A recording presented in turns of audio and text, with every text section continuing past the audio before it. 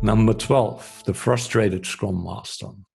What if your Scrum Master is just frustrated? Imagine he or she has been working his or her butt off for months, but the team is not responding to the effort. You know, this pearls before swine syndrome. In my experience, good Scrum Masters are in for the purpose. They want to have impact. Hence, the level of frustration is growing over time if nothing is happening. There are a lot of potential reasons for a failure at this level. So, for example, the lack of sponsoring from the C-level of the organization. A widespread belief that Agile is just the latest management fad that's ignorable. The team composition is wrong. There is no psychological safety to address problems within the team or the organization. The organization has no failure culture. So learning by failure is merely a lip service.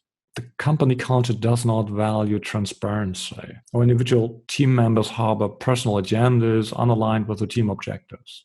So incentives are based on individual, not on the team. So there are endless possibilities why a Scrum Master may be in a bad psychological shape. And this is a moment, I believe, when we should all turn to our Scrum Master and provide support and help, because without cooperation of the team, he or she might not be able to get out of there.